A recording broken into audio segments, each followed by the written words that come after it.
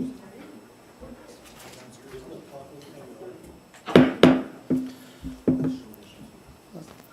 like to welcome everybody to the Administration Finance Fire Committee meeting, number 5 for 2017. I'll now call this meeting to order.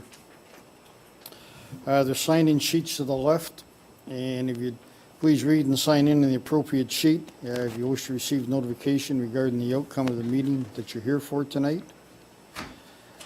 Just a reminder, the members of council and the public, all cell phones, pagers, and PDAs to be turned off. Additionally, for your information, we audio video the recording of this meeting. My name is Terry Bell, and I'll chair this meeting tonight. Are there any changes in order on the agenda? Seeing none. Are there any disclosure, pecuniary interest, and/or conflict of interest? Seeing none. Okay. We have 2 appointments tonight. And by procedural bylaws, section .5, scheduled appointments and/or presentations, each scheduled appointment and/or presentation shall be allotted a maximum of 10 minutes, exclusive of time required to answer questions from members of council, and exceptions apply. Go ahead, Mayor Johnny.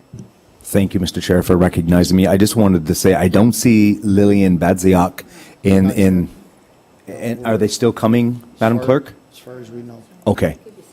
So if they come later on in the agenda, can we make a motion to still listen to them? Yes. Okay, thank you. Thank you, Mayor Johnny. So with that note being said, before I got there, we'll just proceed to our first presentation. Excuse me, I just lost my spot. Mrs. Brenda Pickvance, please, if you'd come forward and state your name, and if you could leave a copy of your presentation when you're done with the clerk. Sure. Thank you. Good evening, everyone. Brenda Pickvance. I think you all know that, but anyhow. So, I'm going to touch base on a couple things tonight. Last time, if you remember, I talked about a slice of life on a rural road that's not in good condition. So let me just spend a minute on road conditions. Yes, we have had the calcium application. It does help somewhat. Probably not as well as it used to, because you have to remember it's going on to a lot more mud now than gravel as in the past. And the mud, we classify it as silt because it's pulverized clay that has come from rubbing against gravel and traffic. And you could, if I was to empty this little jar, which I sweep off the garage, it would just blow up in no time fast. It's featherweight, and it's all over everything. We sit about, well over 100 feet off the road, and trees in front of us, doesn't matter. This finds its way into the house, into the garage. It's on everything. So, this is a white towel. This is my outdoor furniture on a covered porch. I wet the towel and wiped everything down. This was before the calcium application. Too dirty for a wash now. Into the garbage. Pretty bad. And then that comes to, are we supposed to keep our windows closed? What about screens in the summertime? I mean, this stuff's just everywhere. It's not like being in a construction zone, because ultimately construction ends. It's not like a farmer plowing or harvesting a field. That ends too. This is all the time. Is it healthy to breathe this stuff in? It's everywhere. And it's certainly not healthy for the trees. That's terrible for them. They're not working as well as they should. But I don't know. It's beyond words. So, moving on to the slice of life. Most of you probably don't know my husband and I very well, but we've been around these parts for a long time. 11 years in town, 30 years in Caister Centre. It's a long time. Many years ago, well over 20, Bob went in for an operation to correct a circulation problem. Well, it fixed that, but it created something else, and he ended up with chronic nerve pain. Now, we've been able to stay out in the country with the help of things like a riding lawnmower, an ATV with a plow attached to it, and through good grace, my good health.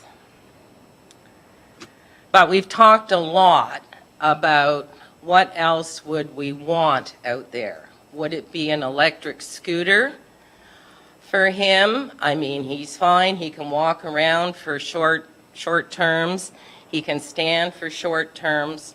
But it is chronic pain that is with him all the time, compounded by arthritis. We've thought about electric scooters, an electric tricycle, things that he could go up and down the road on. But we can't do it on that road. Remember what I talked about last time. You cannot have any assisted device and use it on a road like that. It just doesn't work. You need a nice flat, tarred and chipped surface.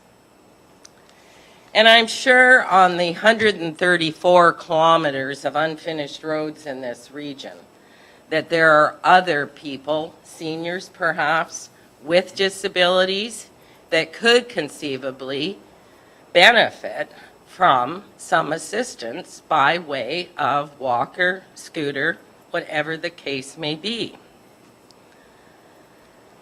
Now, I know the Niagara region has an accessibility committee, and Mayor Joyner, I believe you sit on that committee. In short, the goal and purpose of that committee is the preparation of an annual accessibility plan which must address the identification, removal, and prevention of barriers to persons with disabilities in the region's bylaws, policies, practices, and services. Please note that a barrier means anything that prevents a person with a disability from fully participating in all aspects of society, including a physical barrier. I would consider the road we live on to be a physical barrier. Now, the committee that is set up within the region, is everyone ignorant of the fact that roads like this exist within the region? Or perhaps are we just being discriminated against? If this was a situation in town with a person that required, let's say, a scooter, and the sidewalks needed to be repaired to accommodate them properly, would it happen? You bet. So why can I and my husband not live on a decent road? And that's really all I wanted to say tonight. Thank you, Ms. McInnes. Does anyone have any questions, comments? Councilor Bilsma? Just want to say thanks again. You've been a regular here. I want you to know that I think it's important that you continue to stand up for what you believe in. I, for one, strongly support you in this, and you know, I think it's important to reconsider our road strategy in the rural areas. And I'd like to encourage you to keep up the good work, and hopefully at some point your message does start to resonate with more and more people, and we can get something done, because this is is long overdue as far as I'm concerned. Absolutely. Thank you. Councillor Rayner? Thank you, Mr. Chairman. I'd like to thank again Mrs. McFadden for coming. You've taken this in a whole different direction than it was in before. People used to come here and complain that it's dusty and it's dirty and it's a mud road and all the rest, but you've looked at it from a different angle now, and a lot of us are getting on in years. And what's important, and they even say on the radio, is you don't want to go to a home. You want to live in your home as long as you possibly can and enjoy Absolutely. it, because that's where you really feel comfortable. And in the last years of your life, when you've worked so hard, you should have that. It shouldn't be taken away from you. You know I'm very much an advocate of getting these mud roads done. We have done a lot in the past, and I think the nature in which they were reconstructed 10, 12 years ago, they're still holding up very well. Yes, they are. So, I'm hoping down the road that we can start to do some of those roads again and bring some of that back to the country. Because as I said many times over again, basically, the country people don't get a lot. We don't have sewers, we don't have sidewalks, we don't have water, we don't have streetlights. Really what we want is our transportation. Our transportation is the most important thing to us, being the infrastructure, being roads and bridges. And that's really all we really ask out there, because that is so important to everything else. For example, even with this MERS project that's come now, for the people in the country, we have to get to it. So we have to have the road to get to it. So it's important that I'm hoping down the road that committee and council, as Councillor Bilsma would say, would look into that, because the people in the country are important, they are taxpayers, and we have proven in the past that we can do it. We have done a lot of the roads. So there's really, to me, no reason why we shouldn't continue. The only one I have a real concern with is a road needs study. The road needs study, the way I looked at it, to me was very prejudiced towards country roads. It didn't really want to, unless I'm mistaken, it doesn't really want to go further than it has been now with regards to roads being tarred and chipped. Basically, just keep the gravel on them, which, as you say, keep the mud on them. But as far as a progression towards getting to the steps that we were at 10 and 12 years ago about doing 3 or 4 kilometers a year, I don't believe the road needs study has any interest in that whatsoever. So for us in the country, myself personally, I don't like the roads needs study, and I wish we never used it, because we used common sense 10 and 12 years ago to get a lot of those roads done out there. They're working, they're effective, they're really nice. People have been so happy to have it. And You bet. why can't we continue with that process? And that's what my push has been all the time I've been a councillor for this. Is my 10th or 11th year. It's we in the country would like to get something too. We don't ask a lot, but roads Councillor is Rayner, everything. is there a point to this question here? No, Like, You're just talking about that's it. roads, Thank we've you. been I'm there. done. I'm Okay, done. Thank you. Councillor Chimbetta? Thank you. Thank you, Councillor Bell. And hi, Mrs. Pickfance. Thank you for your presentation. We have had conversations on the phone. We have spoken a couple times in probably the past couple weeks, I would say. Councillor Rayner, I just want to, because I was going to say that too, the roads need study, I never liked it coming in here.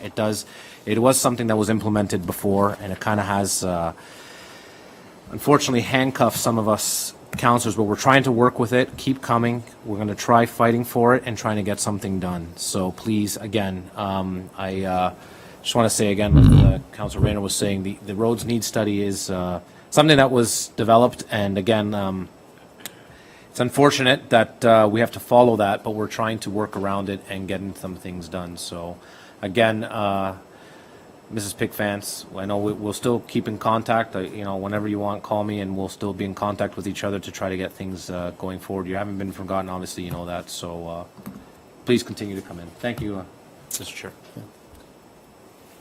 Mayor Jordan? Thank you, Mr. Chair, for recognizing me. I wasn't going to speak, but I do have to say something. I am absolutely in favor of the road needs analysis study.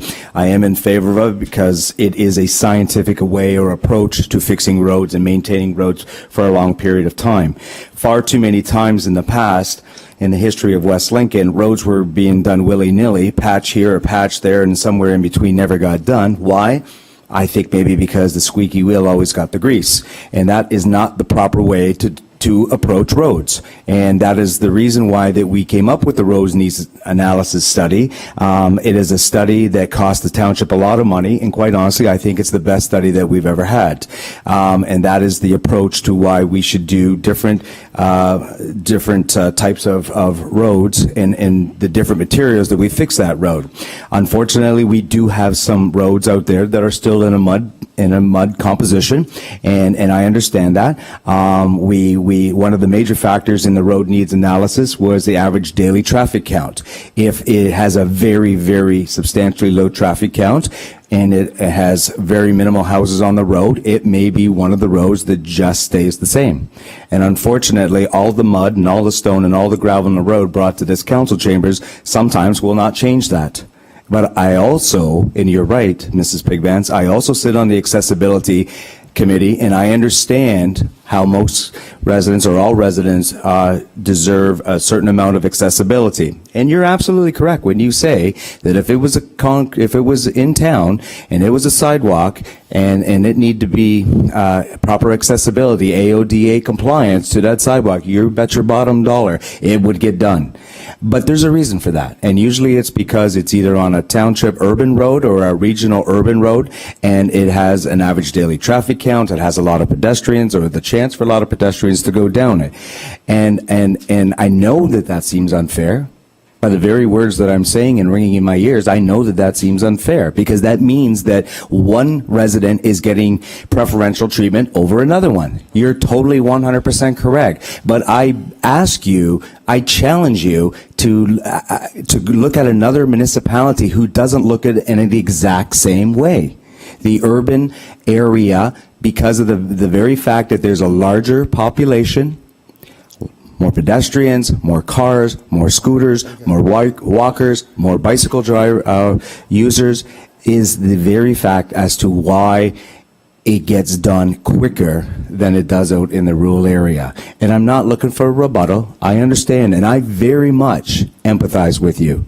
I do. I really do. My father's in a scooter. I get it. He has had the same medical condition. I'm sure that your husband Bob has. So I very much do empathize with you. But at the same time, I don't know how fast or how quick all the roads in West Lincoln are going to get paved. I really don't. And that is our challenge. It remains our challenge. It's our challenge every single term, not just this term. Like you say, and Ms. Pigvance, I've known you for a long time. I remember my father. Mayor Joyner? Yeah. Did you just kind of? Sure, I'll wrap it up. I just don't know if we're going to be able to do what you want us to do on your road. Thank you. Thank you. Councilor Chichak? I'm going to be real quick, because I just want to say that I think everyone who's spoken is correct. The big issue isn't whether or not we're going to do the things in the country first, or who gets done first, or what happens with road needs analysis. Road needs analysis is great. We were required to do one because the province made us do it. The question really is before us, what is the standard that we want to put into place? Because we've made decisions on what will be done first, fair enough, based on scientific evidence from roads needs assessments. But what we haven't done is said we will not have any roads that are not paved in this community. Maybe we can't afford it, but we need to have a plan to talk about the standard we're going to keep in this community and how quickly we'll move towards that standard, Mrs. Pigvance. And I think that's what you're looking for. So if there's a chance for us to review that in this year's budget, I can assure you that I'll be voting in favor of us looking at the standard, not the roads need analysis. It tells us the road needs to be fixed and in what order, but whether or not we keep roads in the form that you have to endure, and others have to endure in this community. So we'll be looking at that in my mind. Thank you. Thank you. Thank you. And if council will indulge me for 1 minute, Mrs. Pigvance, thank you for your presentation, and everything you have said and all the councilors is correct. Okay. The unfortunate part is that what's happening out in the rural areas, it's an undue hardship for the people that live there. And there's no easy answer how we're going to fix that problem. And joint accessibility advisory committees, that's one of their mandates, you're right, is to try to make everything accessible for everyone. And the government of Ontario, federally and provincially, work at that every day, and it's a very long, slow process. And you can see that when you go into big urban areas. Now they got door openers, things are mandated, when a new structure is built, things have to happen for the accessibility. And it's very hard to bring that to a rural area, especially outside of the urban area. Nobody's forgotten about these people that need that help. It's just, how do we do it? So I thank you again for your presentation, and you're right on with it. So, thank you. Thank you. Any more questions, comments, council? No? Could you leave a copy of your presentation with the clerk? I'll email Carolyn Super. something. Thank you. Okay, thank you for all your comments, and trust me, I'll be back. Okay, thank you. Okay, is there any representation here from the Hamilton Health Sciences? Yes, Mr. Chair. Okay. Can they- Okay.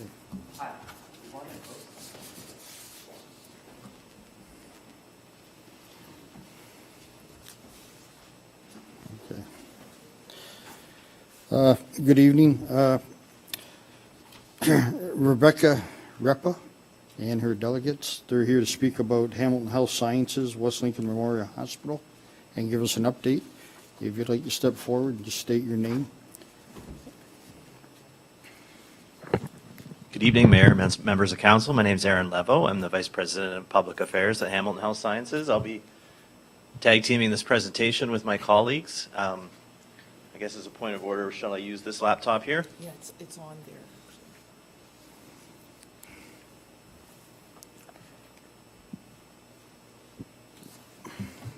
I need my props.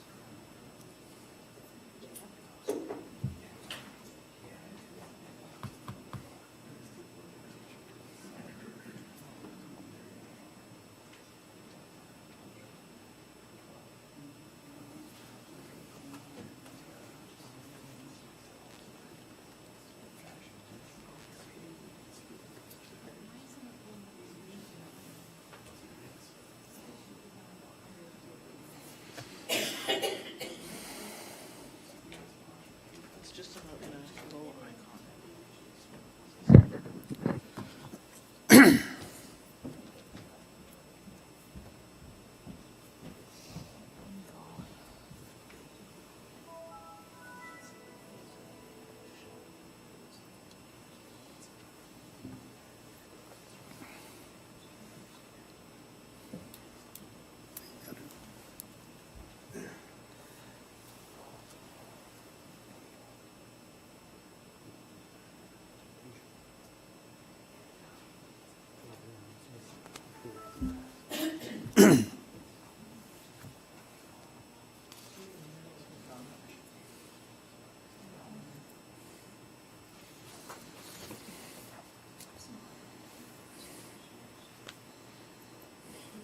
Thank you very much.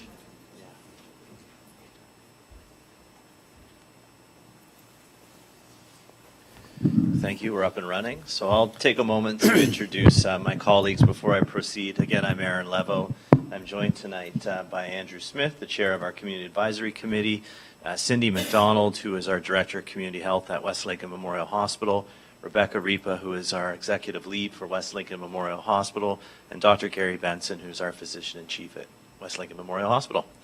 So thank you for having us this evening. We're really pleased to have the opportunity to give you an update. This is, I believe, our fourth time coming to council to provide such an update, and another opportunity for us to keep you apprised as to the progress of the planning that we are undertaking for the rebuilding of West Lincoln Memorial Hospital. So really, there's a few things that we wanted to cover tonight. One was some of the recent developments, particularly those coming out of the 2017 Ontario budget, as well as to look at some of the progress that we're making in the planning endeavor, the capital planning process that's outlined for us by the Ministry of Health. And then lastly, to also talk a little bit about some of the ongoing investments we're making at the hospital, because notwithstanding the need to rebuild a building that's well past its best before date, we're continuing also to invest in the care that happens in that facility, because at the end of the day, that matters a great deal as well. So from the provincial budget, which was at the end of April, we had some promising pronouncements for us as it relates to our planning process and the redevelopment at West Lincoln, and the redevelopment, quite frankly, of the whole of Hamilton Health Sciences. As you know, we've been pursuing a plan that's outlined in the ministry's capital planning process that has many stages. You'll be very familiar with the many stages of this process and how important it is at the early juncture of that planning to get some notice of approval or some vote of confidence from the government of the day. That essentially is what we received in the 2017 provincial budget.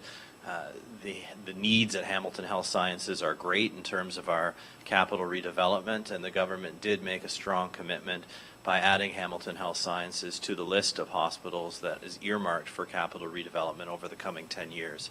So they fully added $9 billion to the projected list of redevelopments that they will spend. And it's explicitly acknowledged Hamilton Health Sciences as being one of the beneficiaries of that additional funding. Now, this doesn't mean we have any new approvals that we didn't have the last time we were here to see you, but what it does mean to us is that there is no, for sure there's no huge hurdles in terms of the direction we're pursuing. So we wouldn't get to that place if there was any strong objection to the direction that we were pursuing. But as everyone here knows, being on the list is extremely important, but you can also come off the list. And so our goal moving forward is not to rest on our laurels, but to continue to build the plan that we've started and to continue to advocate for that plan with a lot of vigor. And then hopefully we can maintain our positioning and also generate the approvals we need to continue to move forward in this process. So that's a very strong and optimistic aspect. Additionally, there was a pronouncement of new funding to hospitals, and Hamilton Health Sciences as well as West Lincoln Memorial Hospital will share in the benefit of those operating dollars. Our needs are great, and we struggle to keep up with the cost of inflation and the increasing demands placed on our care, but nonetheless, that was nice to see as well. So the planning context, I think I've covered a majority of what's here.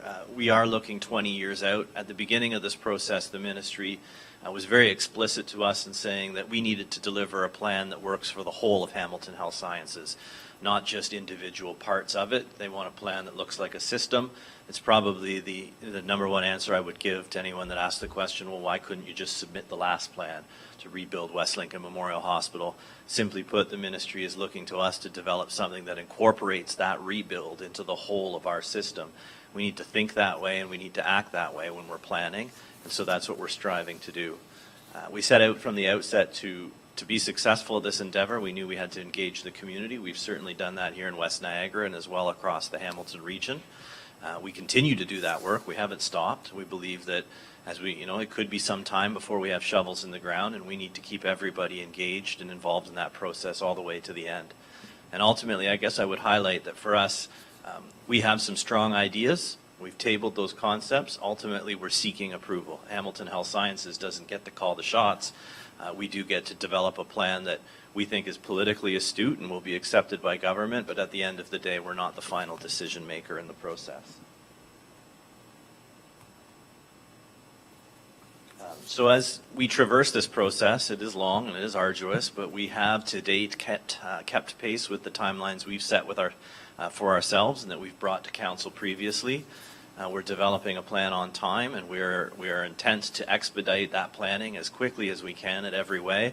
To give you a clear example, we submitted stage 1A of this plan last fall, and then we immediately began work on 1B, which is perhaps a bit unorthodox, but it was in keeping with our principle that we would maintain progress. We would just keep going. We're seeking approvals for the first part, but we're beginning work on the second part, perhaps at some risk to our planning endeavor, but we believe that that's what this community deserves, that's what our region deserves, and that's what the people working at Hamilton Health Sciences deserve. So we've managed to maintain that progress. And then again, lastly, I think it's paid dividends, as we can see in that momentum. You pull government along with you, and that early commitment in the budget is evidence of that work. So if it needed any underscoring, the full vision that we've put forward to date for West Lincoln Memorial Hospital includes 24-hour emergency care, maternal and newborn care for low-risk births. Those moms and babies requiring high-risk care would be transferred to our McMaster Children's Hospital, which is already the case. Low-risk community surgery programming. This would offer us the extended benefit of bringing people from Hamilton and the broader region to West Lincoln Memorial Hospital for service. So I think a net difference from previous plans that were submitted. And as well, a community medicine program. Strong input from the community was a focus on healthy aging and the care for older adults. And so we have included that as well. And as well, specialty outpatient clinics. I think bringing that day surgery capacity brings some of the surgical expertise and other unique specialty expertise to West Lincoln Memorial Hospital, where we might envision providing day clinics that weren't previously available at that hospital to people here. For example, pre or post surgical consultations, screening, and other things of that nature. So I think I have covered most of this. You may know that we have submitted our first portion of our plan to the LHIN.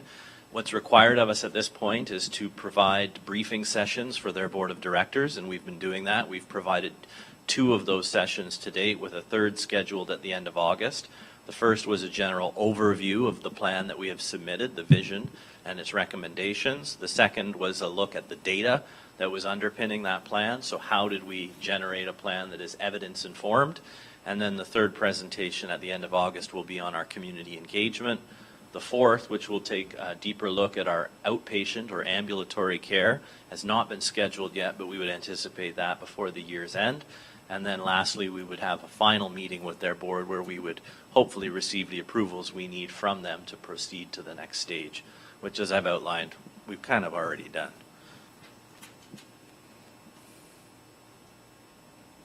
I think I covered it all. So by that entire process would wrap up by winter of 2018. That is our goal.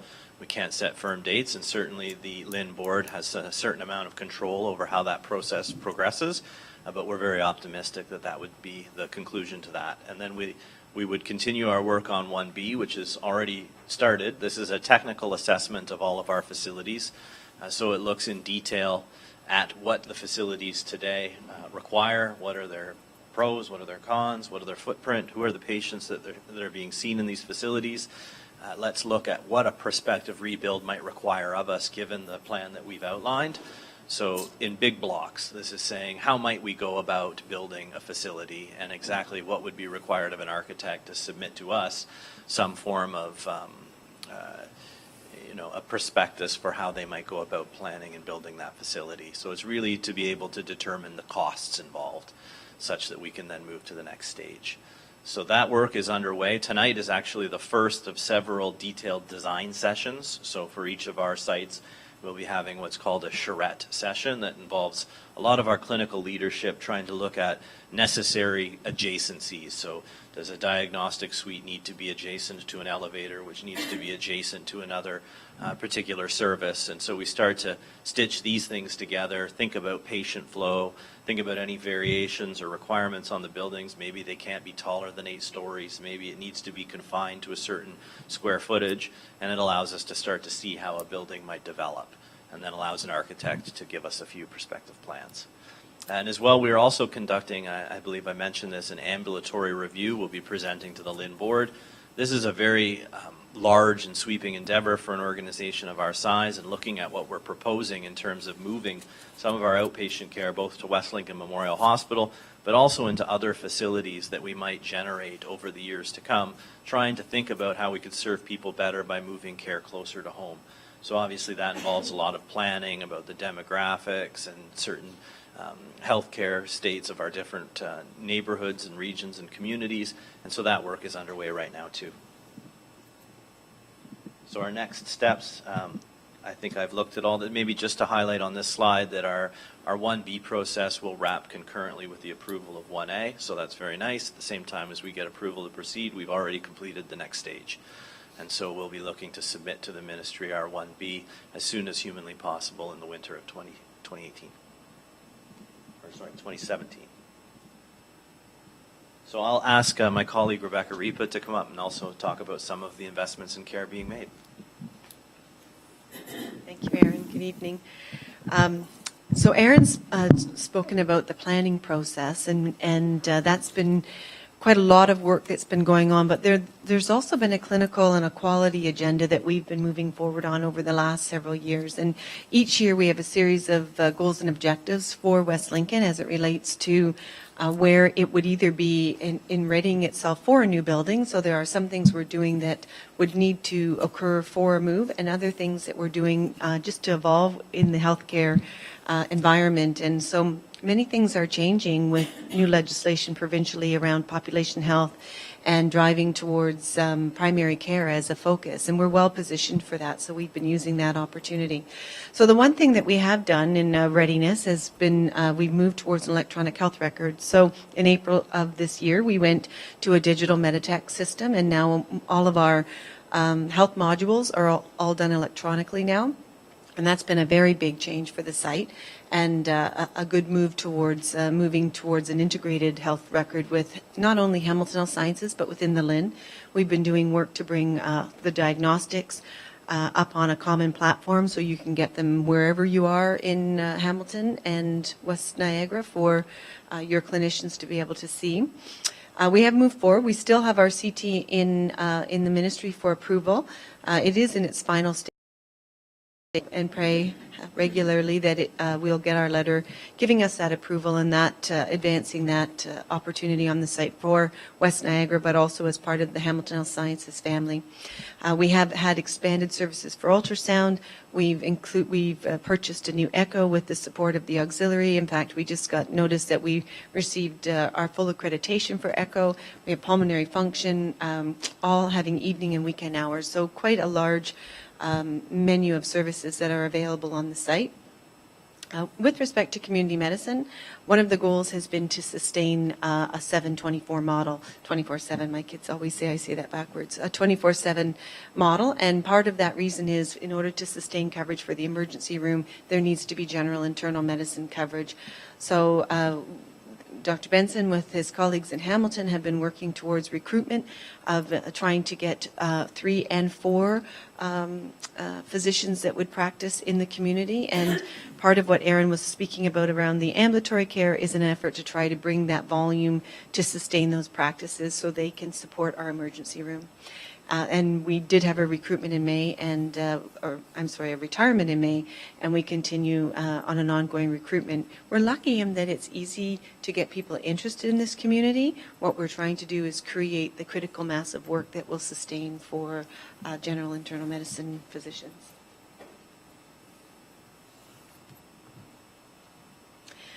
In the ED, we are, like other hospitals in the province, subject to wait time measures, and we continue to look at those measures as it relates to wait times both for admitted patients and for non-admitted patients. Admitted patients is a challenge on the site, as I'm sure anyone who's been in the site knows. We don't have a lot of space, period, never mind private space that can be used for things like isolation, which is becoming a bigger concern. And so wait times are something that we watch very carefully, and wanting to be able to serve the community in a timely way. So we have our eyes on that. In terms of our obstetrics and gynecology, you'll recall that we are a 1B status hospital, which means that we are eligible to take low-risk moms and healthy babies, full-term babies.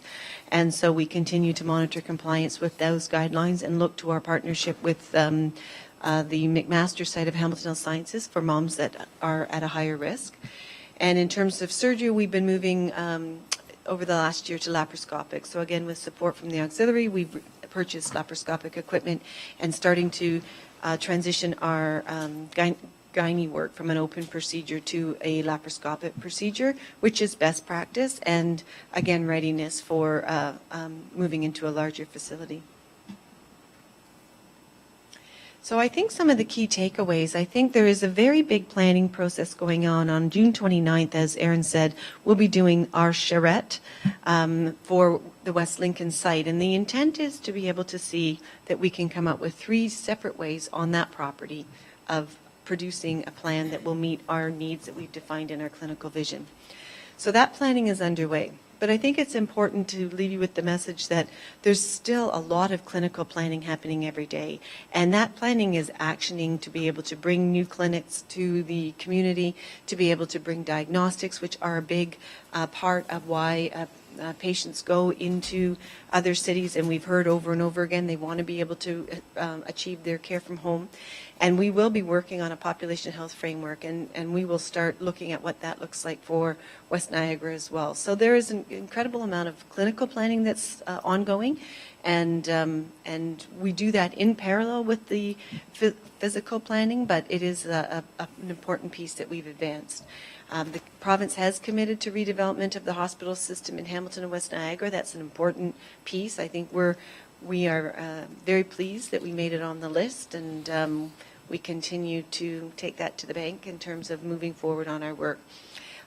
As Aaron said, we have a few more presentations on stage 1, and that there is an ongoing investment that is necessary for West Lincoln or West Niagara for high quality and safe care. So that is our priority on the site right now, ensuring that we're advancing the standard of care, that we continue to provide the tools and equipment for high quality care and safe care, and that will be our focus until we're into a new building.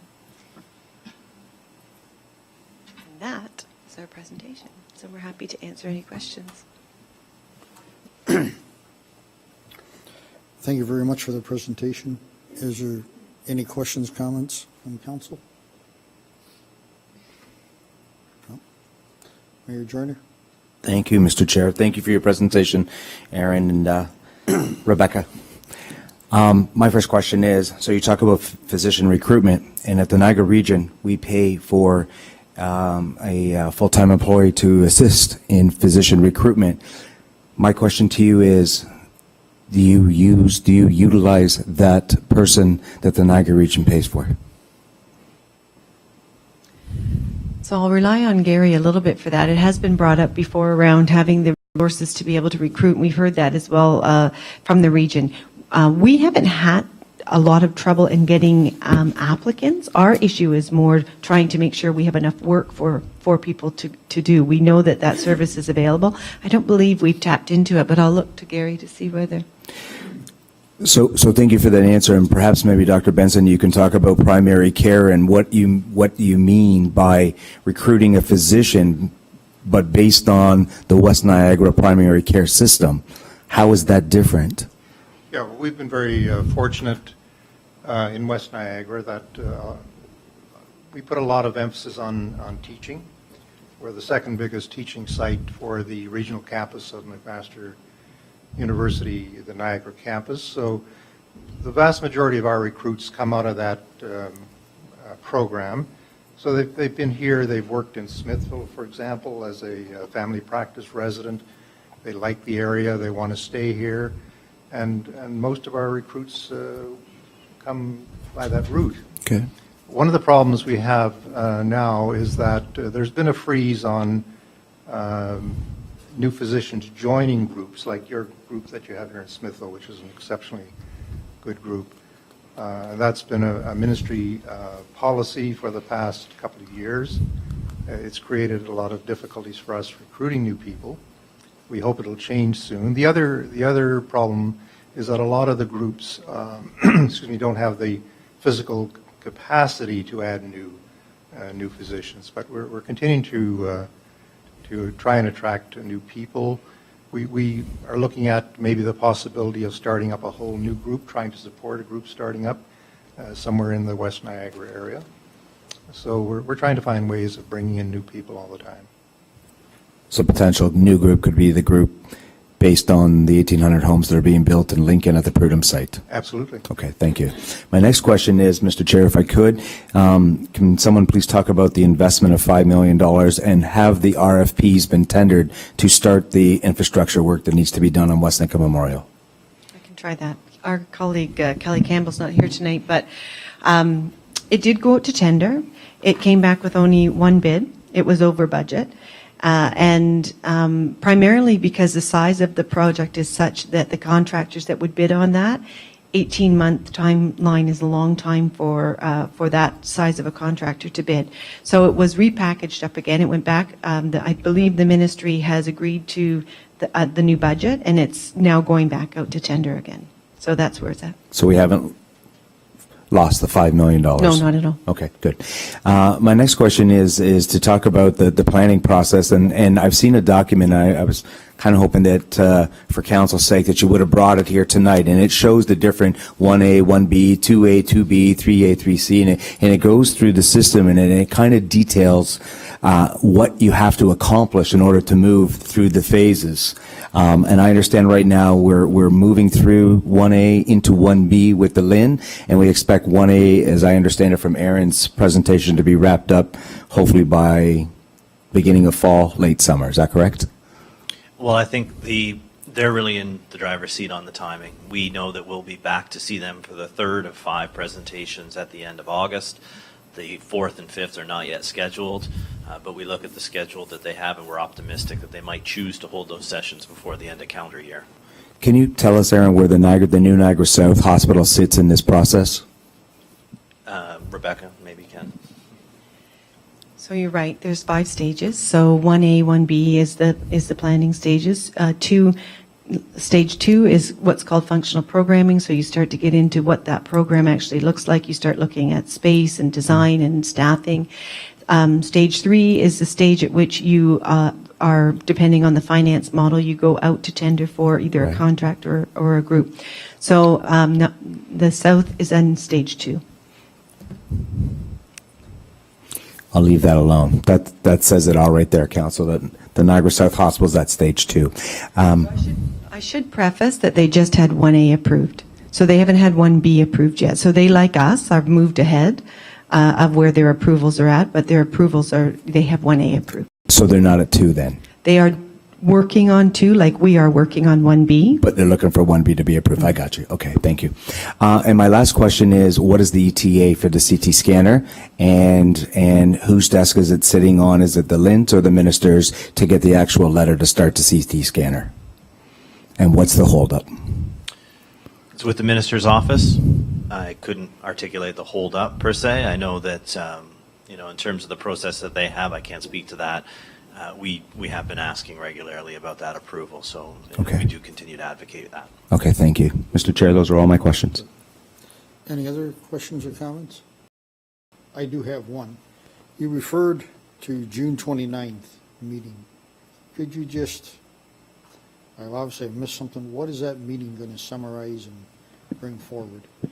So part of the 1B submission is the ministry has to be satisfied that what we've said we were going to design in terms of space can actually be achieved on the site. So they require what's called a planning charrette. So there'll be a series of about 20 to 25, although I think our list is a bit higher, of users and providers who will look at different requirements of adjacencies. So we call it, it's described as how big is the box. How big does the box have to be, and how would you stack the box on the site? And we need to submit that as part of the 1B to the ministries to demonstrate that it in fact can be built on that site. Thank you for that. Last time. Great. Thank you again for your presentation. Appreciate it. Look forward to seeing you again. Thank you. Okay. Is there anyone in attendance that would like to request anything on the agenda? Okay, good. Seeing none.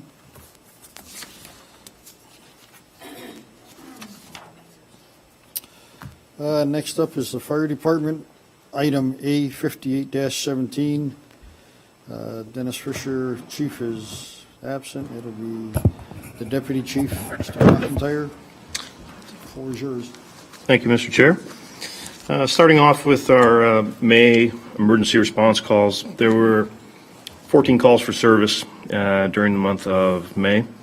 Of those 14, Station 1 responded to 9 of those calls. Station 2 attended 7 of those calls, and Pelham Fire Department responded to 3 of those calls on our behalf.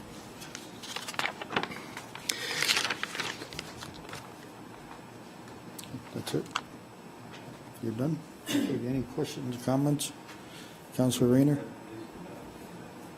Sorry? Yes, 19 calls, but what I understand is, yes, several of the types of calls, both stations respond to them. So we're just saying which.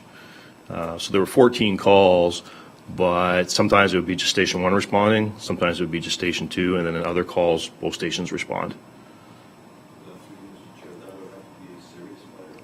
It's done for different reasons. If there is a fire, any type of fire, suspected fire, both stations respond.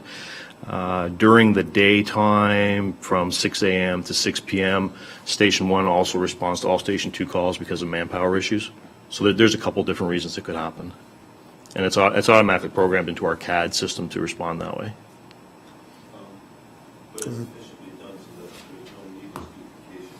No, not at all.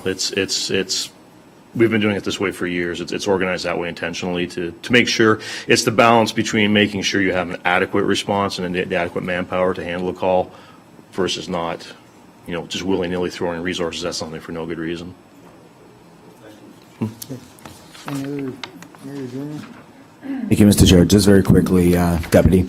So obviously there's been a fire in London that's been in the press a lot lately for really good reasons, and it's unfortunate reasons. That cladding that they talk about, do we permit that cladding here in Ontario? There are actually, I was just reading an article on that.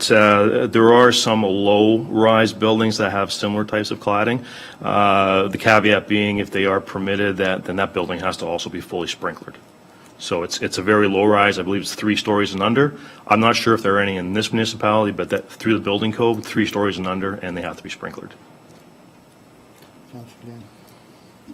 Okay, so I'm sorry that you're having to answer this question. I was hoping that the chief would be here. Maybe you both know. That fire also brought to mind, plus of some of the local fires, the master report that was done that came to us in January. Yes. And in it laid out different steps of things, and one was the simplified risk assessment that we should be doing. And apparently we had not done it since 2012, and it's supposed to be done every 3 to 5 years. So having that piece of knowledge floating around my head and the fact that there have been a lot of fires lately, I wondered, have we started to do that risk assessment? Have we started to look at the changes in the township since 2012? Through the chair, I couldn't actually speak on behalf of the chief in that matter. I don't know what he may be working on something. I have personally not been working on that. At some point in time, I would if he was working on it, because from a fire prevention side, I would be providing some input. That's what I wondered. But at this stage, I have not provided any input, so I honestly don't know at what stage he's at with it. Okay. Well, thank you. I will ask another time. Any other questions, comments? Okay. Thank you very much. That's it. Thank you. Okay, consent agenda items. You good? Consent agenda items. Note all items listed below are considered to be routine and non-controversial and can be approved by one resolution.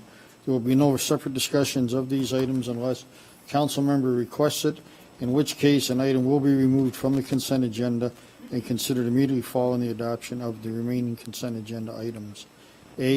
Item A59-17, Joint Accessibility Committee, May 11th, 2017.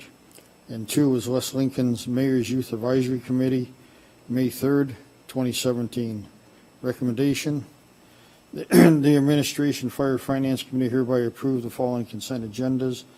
1, Item 1, B, and is hereby accepted, and Item 2, and B, and is hereby received for information with the exception of items. Any exceptions? Any items we pulled? Okay. I need a mover and a seconder. Mayor Joyner, Councilor Cadan. All those in favor? Passed. Carried. Okay.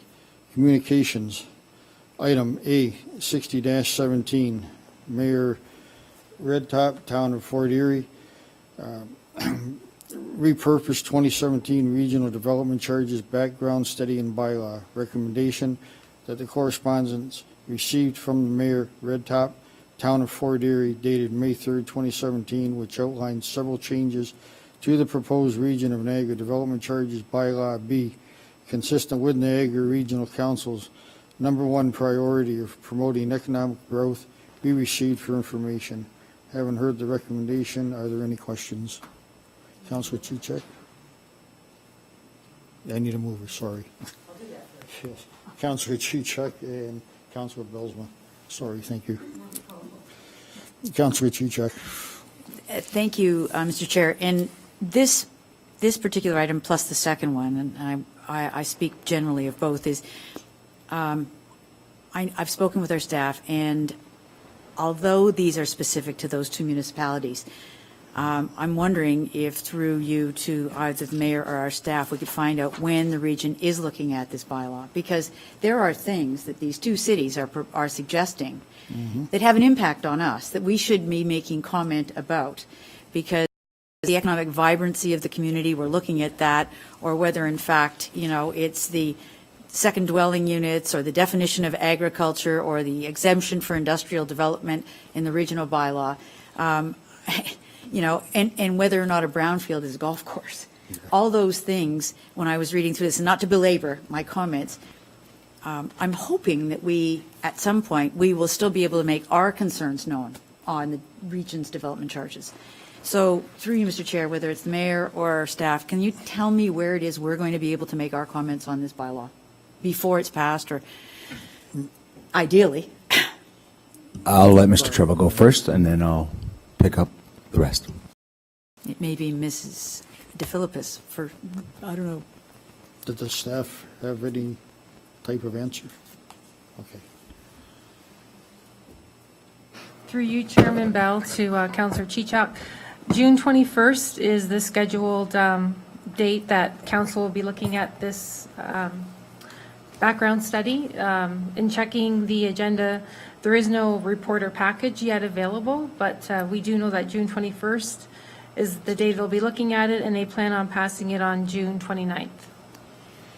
To that point, Mr. Chair, through you, Mr. Mayor, I'm not really sure how we can deal with this, because that would mean we'd have to have something that we would take to council. Oh, wait, is that enough time? This is the 19th.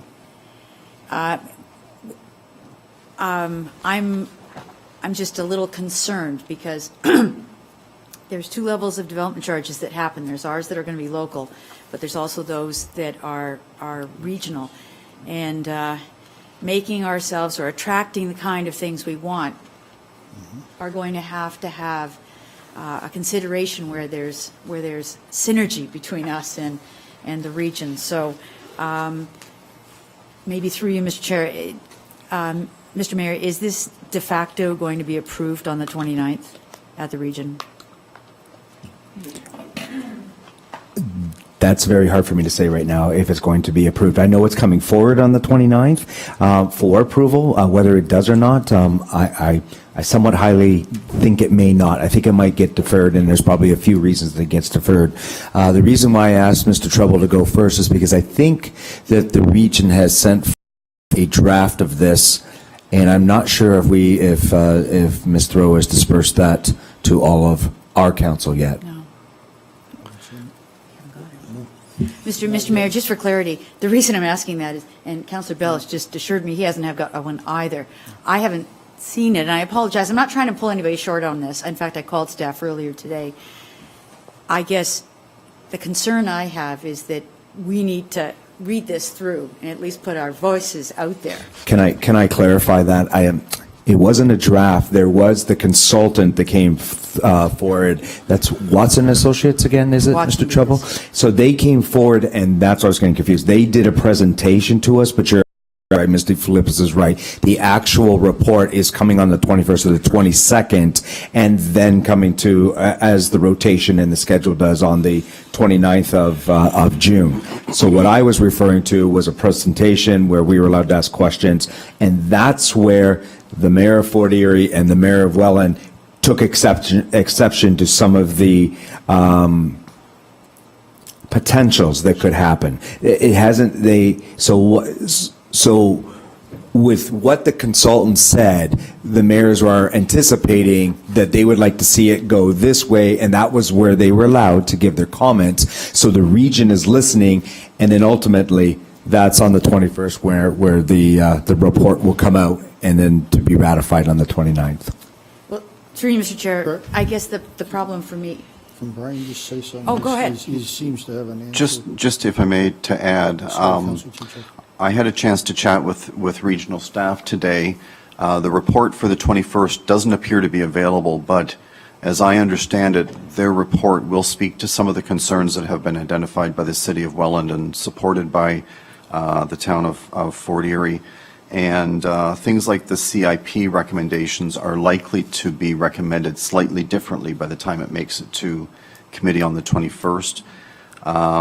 The industrial exemption or waiver, whatever term you want to give it, was done as a separate bylaw the last time, and my understanding from speaking to staff today is that that exception to waive industrial DCs is being recommended by staff for another 5 years as part of the report that's coming on Wednesday as well.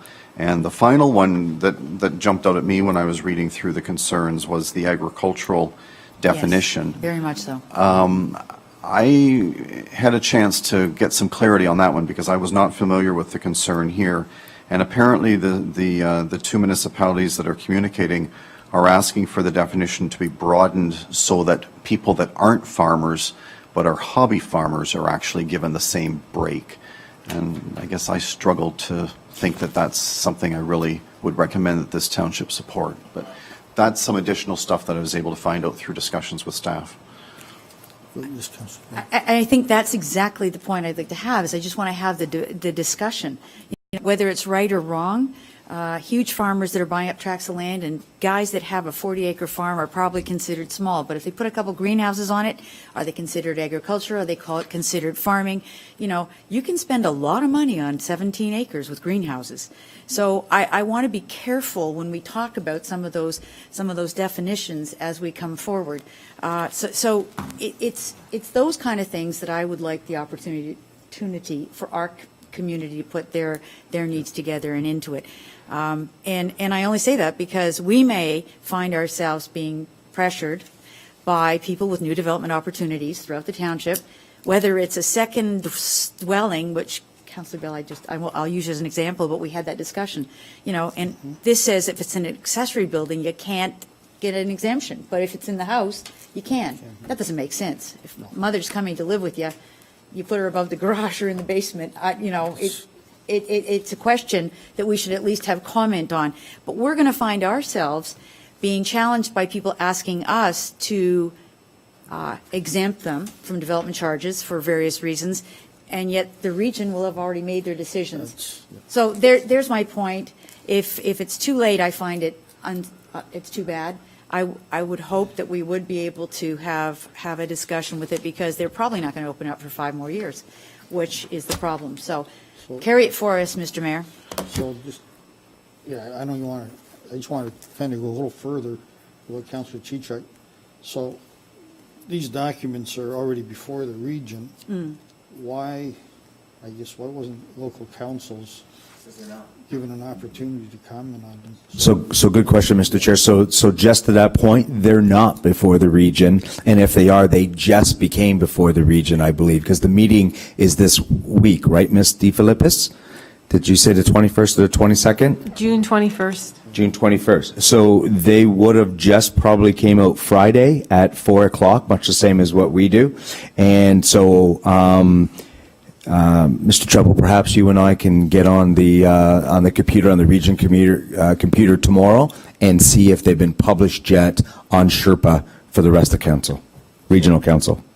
So just further, I kind of share the same concerns as Councillor Chichak, but are we going to have an opportunity to comment on these before they go to council and before council, the regional council passes these, and then we're stuck, we have to live with them?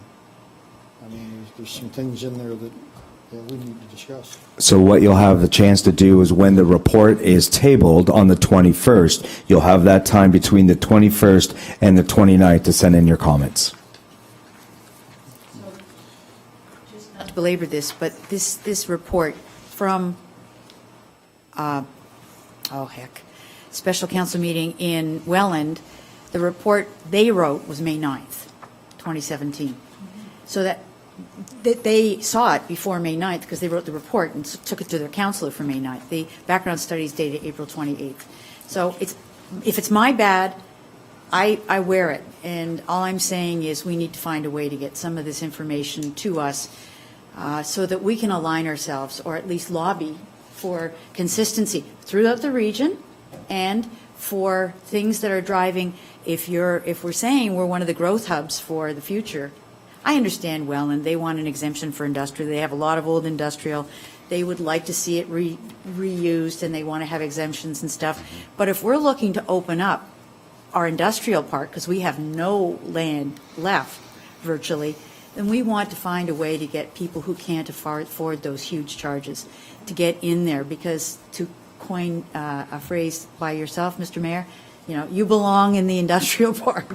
So if you look at the cost per acre of servicing up there between ours and theirs, it's going to be a huge number, and we won't be able to tell them to go there. So I'd just like to know if there's a chance, maybe we need to read it, maybe we need to do something at our council meeting next week. I don't know, just make some comments. So if we could all get a copy of the report from our staff before thank you. Brian's giving me one already. Whatever. I'd just like to see it as soon as possible. No, I know exactly what you're saying. And I think we would have had an opportunity to comment on some kind of a draft. Is that right, Mr. Trouble, going back in about 2-3 months ago?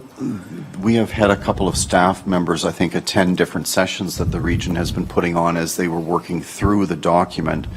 And I know Jeff Menard, for one, has attended a couple of the sessions where he's been able to put some input into the process. But since the final report has come out, I'm not sure anyone from the township has had a direct opportunity for input. In a nutshell, residential are going up in terms of their rates. And industrial, Donna and I were looking, industrial appears to be going down, and commercial, I think, is going up just a tad, if I recall correctly. Sorry, commercial is going up. So, but I'm sorry, but there hasn't been a final report yet. No, as I understand it, the staff report is scheduled to be presented to Planning Committee at the region on Wednesday, and I was on the public part of the region's website this afternoon and could not find it yet, so. Okay, so I'm just clarifying, because just a second ago you did say before that the final report, and there is no final report just yet, so. The final report I'm referring to is the consultant's report, not the staff report. Right. Mr. Flippus, go ahead. Just to give some additional information, at the area treasurers meeting that was held in late May, we did see some draft figures. Industrial, commercial rates are going down compared to current. Residential is going up. But keep in mind, the reason residential is going up is there's a lot more services that the region is now including that were not allowed. And then the legislation changed in the BC development charge legislation was reviewed. A lot of new services are being included, and that's what's driving the rate up. So some of the services are social housing, waste diversion, health, social and child services, long-term care, and the POA, Prevention Offenses Act. So that huge document that Brian showed you, that's that background study where the consultant has looked at all these additional services and what the cost would be. And also just to clarify, Yes. our current development charges already differs from the region in that the region does exempt industrial and our local development charge bylaw does not. So there are differences already between the two. Councilor Chichak? Mr. Chairman, I don't want to belabor this here. I'm not trying to stick pins in somebody's balloon, but the industrial servicing in a subdivision is oftentimes, they're bringing the huge water mains. We do the internals. So I don't want to debate roads that bring heavy trucks, which are usually regional, and exemptions. You know, obviously, there's an amount allocated by year for industrial DC grants. It's not that the number's going down, it's that if you meet certain qualifications, you can apply for a grant. And that's the kind of things we need just to be able to go over so that we're all equally aware of what it is that's happening. I know we don't align 100% with the region. I don't expect that we will, but I do want to know how we strategize here to use to the maximum our future with development charges. That's it. So if we can get a copy of the background study and the staff report as soon as it's available, I don't know what we can do, but I'll sure give it a read and try and be ready for next week. Thanks. So, Mr. Chair, I'll make that motion, and I'm sure Councilor Chichak will second it, that that the Clerk's Department provide the Watson and Associates background study, and then as soon as the staff report comes out, the council receive that too as well. And then they can, council is able to show up at regional council too and talk about it there too as well if you wish. Okay, because I'm pretty sure that other municipalities will be making delegations and presenting on the regional staff's report, not Watson's, but regional staff. Thank you.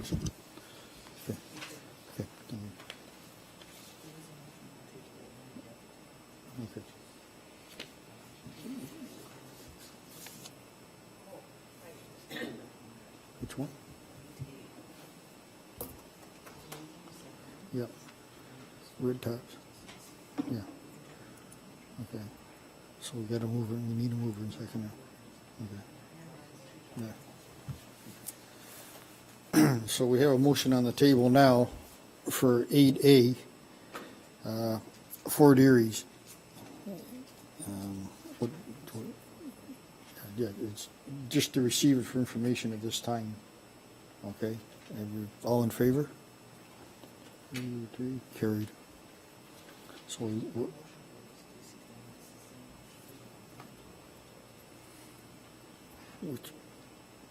yeah, we'll do Welland. Yeah.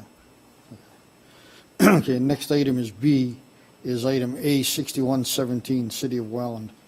Welland City Council Resolution B and P 2018-26, Region and Agri Development Charges. Recommendation, the correspondence from the City of Welland dated May 10th, 2017, regarding the request for Regional Council to make changes to the proposed Region and Agri Development Charges bylaw as outlined in their report be received for information. Need a mover and a seconder. Councilor Chichak, Councilor Cadan. This is pretty similar to what we just had, so any questions, comments? Seeing none, all those in favor? Carried. And now we'll go back to Mayor Joyner's recommendation. I don't need to say it again, do I, Mr. Chair? Do I need to say it again? Yep. Okay. The motion is that that all members of council receive Watson and Associates recommendations on the DC bylaw. And then background study, yes. And then subsequently, when the regional staff's report comes out, recommendations, that we receive that too as well, leading up to the June 29th regional council meeting. Any questions, comments? Through you, so the recommendation will be that staff be directed to provide members of council with the background report and the staff report. So, all those in favor? Oh. Carried. Mr. Chairman, just as a comment, because that'll be coming to council, and if we were to get those two reports this Thursday, let's assume, can we be assured that we can speak to it at council if we have any specific items that we might want you to carry to the 29th as well? So could we talk about the fact all this information we'll have received can we just make sure we have enough time at our council meeting to be able to discuss it somewhat? I know it's out of order, but, and it's Can committee we work. add that to the agenda then? Okay. Let's add it to the agenda so that it can be discussed. Mr. Chair, I don't think that's out of order at all. I think it's exactly what I would want you to do. And any comments or telephone calls at nighttime to say, hey, I've read this, and I really suggest that, I've talked to some counselors, and I think we should, be aware of this too as well and discuss this. I think that's totally normal. Thank The you. clerk is going to add it to the agenda, so it'll be there. Okay. Moving on, 9 staff reports, amendment to budget. Treasurer, item A62-17, Treasurer Finance, Donna Donna. I have a terrible time with your last name. Recommendation report, RFD-12-17, Clean Water and Wastewater Fund Approval, amendment to budget. Recommendation that the report RFD-12-17 regarding the Clean Water and Wastewater Fund amendment to budget be received for information, and that council approve an amendment to budget to approve the completion of the following projects. 1, Station Street lateral assessments and pipe rehabilitation, $100,000. Thompson Road replacement upgrade, sanitary sewer, 200 to 250 millimeter pipe, $90,000. Clover Street and Wade Road lateral assessment pipe rehabilitation at $186,000, with total expenditures of $376,000 to be financed by the federal funding of $188,000, provincial funding of $94,000, and a transfer from the sewer reserve of $94,000, and that the bylaw be passed to authorize the mayor and the clerk to enter into a transfer payment agreement with Her Majesty the Queen in the right of the Ontario, represented by the Minister of Infrastructure. I need a mover and a seconder. Councillor Chichak, Councillor Trombetta. Any questions, comments? Councillor Chichak? I just want to make sure that I understand the funding available on this. First of all, this is funded out of the water and sewer rates, and it's not a tax dollar rate, so nobody gets meters into a twisted budget. But where does the matching funding come from? I wasn't aware that there was a grant to go to this, and why do we use it for water and sewer? So if the attorney, Mr. Chair, if the treasurer could just tell us the provincial and federal money, how that can be. Ms. Flippin. Through you, Chairman Bell, to Councillor Chichak. The federal government in their 2016 budget announced funding specific for water and wastewater infrastructure and to ensure safe water and to improve sanitary systems. So when the announcement was made, it was very specific as to what kind of projects it could apply to. It couldn't apply to roads or buildings or anything like that. It was specific to water and wastewater. It had to be a rehabilitation. It had to be a project that was not in your current budget, something that was in the future. So with those qualifications, staff looked and made some applications. We applied for 3 projects, and we were successful in obtaining the maximum funding for all 3 of them. And thank you through you, Mr. Chair. Yes, I wanted that answer because I thought that's what we did, but I wanted to say to the staff, good work for the application for that funding.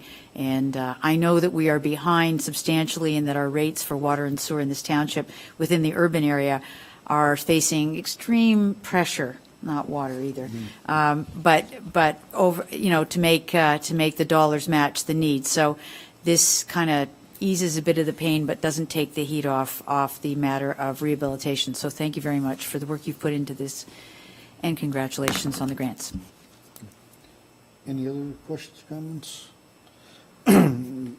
Seeing none, all those in favor? Carried. Other business? Seeing none? You got item P 6317. The clerk, do you want to take it? Through you to members of council, this is the year where the Joint Accessibility Advisory Committee will be establishing a new multi-year plan. and accordingly, they need to do public consultation. They have set a date for West Lincoln to be July the 12th. I do not have the time at this moment. It will be in the council chambers, and I will be providing you with that information, but I just wanted to let you know that public consultation will begin. Okay. Any questions? No? B, item A 6417, acting CAO, Ms. Langley, re-employee professional accomplishments. Through you to members of the committee, as Chris has done in the past, this item is added to the agenda to advise accomplishments of staff. Mr. Stephen Hyde has received his building management and operations from ORFA. Vanessa Pavkovic has also received legal awareness number 1, supervising in a recreation environment, and legal awareness 2, and managing in a recreation environment from ORFA. And Wendy Beatty has her professional leadership program, Goodman School of Business from Brock University. So more successes. And that definitely, Chris was a big advocate of pushing staff to move forward with lots of education. So congratulations to all of them. And next is item A 6517, members of committee. Any verbal updates from members of board committees? There's none over this side. Go ahead. That's fine. I forgot to give everybody something, so at the break, I'll go and get some things for the Poultry Fest that's happening this Saturday. T-shirts. Excellent. Okay. Item A 6617, members of committee, other business items of the nature, seeing none. Okay, 12, new business, not aware of any this time. Seeing none, great. Okay, confidential matters. Item A 6717. Will you read that first, though, no? Yeah. Yeah, have to read it first and then go in. Okay. Item A 6717, Director of Planning, Belden, Brian Treble. Read legal matter confidential report in number PD-8617, declaration of industrial lands of surplus to the needs of the Township of West Lincoln under separate cover, acceptable closed sessions, exemptions, personal matters about identifiable individual, including municipal or local board employees, proposed or pending acquisition of disposition of land by the municipality and local board. Recommendation, do I read that now? Yeah, to be approved. B is item A 6817, acting clerk. Ms. Langley, professional matter, staffing, acceptable closed session exemptions, litigation or potential litigation, including matters before the administration, tribunals affecting the municipality or local board, advice that is subject to solicitor-client privilege, including communications necessary for that purpose. It's a verbal update. I need a mover and a seconder. Councilor Chichak, Councilor Bilsma. All those in favor? Carried. And we're now in closed session.